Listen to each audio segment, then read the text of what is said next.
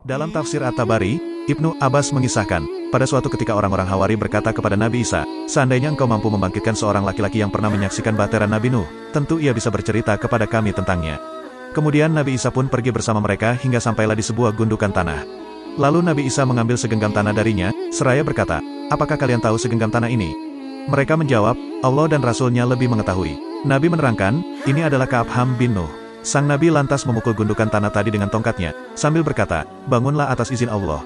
Tiba-tiba Ham bin Nuh bangkit sambil menggoyang-goyangkan tanah yang ada di kepalanya yang sudah beruban. Kemudian Nabi Isa bertanya kepadanya, apakah seperti itu keadaanmu saat meninggal? Ia menjawab, tidak, saat meninggal dunia justru aku masih muda. Namun aku mengira sekarang ini kiamat, karenanya aku sudah beruban. Lalu Ham bin Nuh bercerita tentang bahtera Nabi Nuh dan kejadian-kejadian yang dialaminya selama perjalanan dalam bahtera tersebut. Setelah bercerita banyak hal, Nabi Isa berkata kepada Ham bin Nuh, kembalilah engkau atas izin Allah. Lalu ia pun kembali menjadi tanah. Ketika Allah ingin mengangkat Nabi Isa ke langit, beliau pun keluar menuju para sahabatnya dan ketika itu dalam rumah terdapat 12 orang sahabat Al-Hawariyun. Nabi Isa berkata, sesungguhnya di antara kalian ada yang mengkufuriku sebanyak 12 kali setelah ia beriman padaku.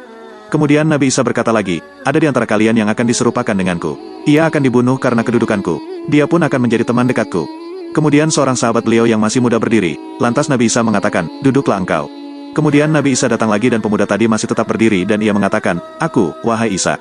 Betulkah engkau yang ingin diserupakan denganku? Ujar Nabi Isa. Kemudian pemuda tadi diserupakan dengan Nabi Isa. Nabi Isa diangkat melalui lubang tembok di rumah tersebut menuju langit. Kemudian datanglah rombongan orang Yahudi. Mereka membawa pemuda yang diserupakan dengan Nabi Isa tadi, lalu membunuhnya dan menyalibnya.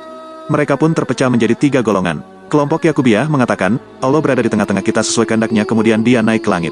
Kelompok Nasturiyah mengatakan, di tengah-tengah kita ada anak Allah sesuai kehendaknya kemudian ia naik ke langit. Kelompok Muslimin mengatakan, di tengah-tengah kita ada hamba Allah dan Rasulnya sesuai kehendaknya kemudian ia naik ke langit.